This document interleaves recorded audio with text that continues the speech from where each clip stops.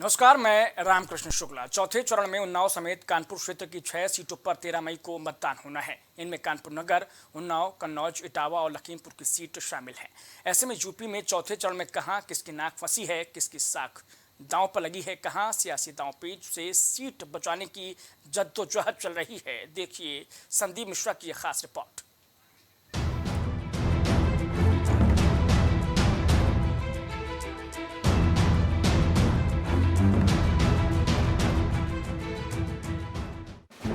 UP में 3 चरणों की सियासी लड़ाई खत्म हो चुकी है, लेकिन चौथे चरण में जंग अब किला बचाने की है, क्योंकि इस बार अखिलेश का गढ़ अखाड़ा बन चुका है और जंग बेहद तूफानी है। बीजेपी सपा के दुर्जे किले पर विजय की पताका लहराने के लिए एड़ी चोटी का जोर लगाए हुए है, तो वहीं इंडी गठबंधन के सहारे सपा कांग्रेस चुनावी भवसागर पार करने की जुगत में लगी है। चौथे चरण में देश के 96 सीटें और यूपी की 13 सीटों पर चुनावी जंग होनी है। ऐसे में उन्नाव से साक्षी महाराज की साख दांव पर है, तो लखीमपुर में टेनी की टेंशन बढ़ी हुई है। वहीं पुलायन का गढ़ कहे जाने वाले इटावा में कोठेरिया की कठिन परीक्षा है। कन्नौज से अखिलेश की भी अग्नि परीक्षा होनी है। लोकसभा चुनाव का सियासी रण जारी है और इस बार 3 फेज का चुनाव हो चुका है। चौथे चरण की बारी है। अब आपको बता दें कि उत्तर प्रदेश में 13 मई को चुनाव होना है और 13 मई को 13 सीटों पर उत्तर प्रदेश में सियासी घमासान मचेगा। यूपी में चौथे चरण में कहां किसकी नाक फंसी है, किसकी साख दांव पर लगी है, कहां सियासी दांव पेच से सीट बचाने की जद्दोजहद चल रही है, ये सब आपको बताएंगे। लेकिन इससे पहले आप जान लीजिए कि 13 मई को यूपी के 13 सीटों पर कहां-कहां वोटिंग होनी है। यूपी के 13 सीटों पर वोटिंग शाहजहांपुर, खीरी, धौरहरा, सीतापुर, हरदोई, मिश्रिख, उन्नाव, फर्रुखाबाद, इटावा, कन्नौज, कानपुर, अकबरपुर, बहराइच में चुनाव होंगे। शुरुआत सबसे पहले हाई प्रोफाइल सीट कन्नौज से करते हैं। इत्र वाले कन्नौज में वैसे तो सपाई खुशबू और समाजवादी रंग ही दिखता है। राम मनोहर लोहिया को भी कन्नौज वालों को सांसद भेजने का गौरव हासिल हुआ है। हालांकि 1998 से सपा का दुर्जय किला रहे कन्नौज में साल 2019 में भाजपा के सुब्रत पाठक ने सेल लगाकर सपा के अजय किले पर जीत की महक ली थी। लेकिन इस बार मुकाबले में सीधे अखिलेश उतरे हैं। कन्नौज की सीट अखिलेश के लिए नाक का सवाल है, तो सुब्रत पाठक के लिए बड़ा दांव। उन्नाव में साक्षी महाराज बनाम अन्नू टंडन।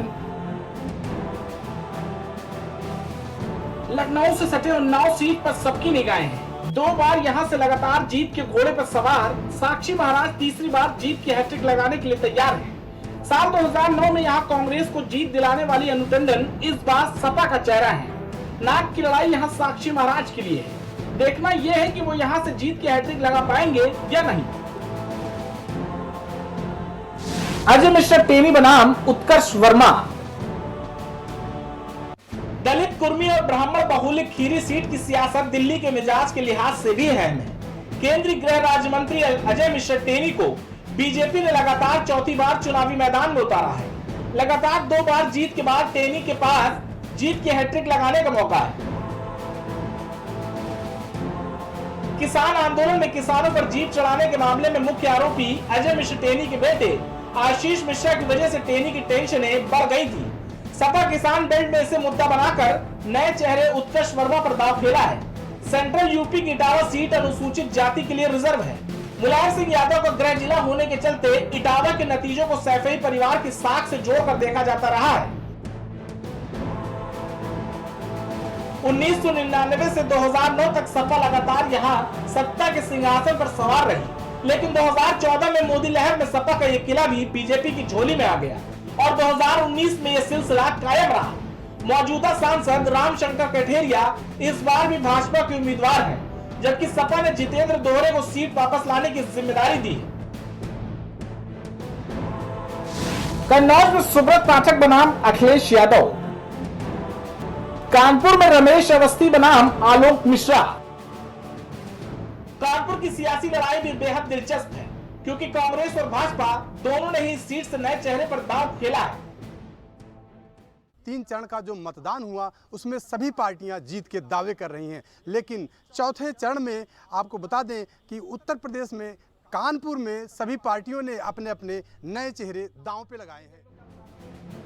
यानी अवध, तराई और सेंट्रल यूपी के 13 सीटों पर होने वाले चुनाव भाजपा और सपा कांग्रेस के बीच लड़ाई है, लेकिन बसपा इसे त्रिकोणीय बनाने में जुटी है। ऐसे में देखना दिलचस्प होगा कि कौन अपनी साख की लड़ाई में खड़ा उतरता है और जनता किसको अपना सिरमौर बनाती है। Output desk, prime TV. तो इस रिपोर्ट में इतना है, लेकिन प्राइम टीवी पर खबरें लगातार जारी हैं।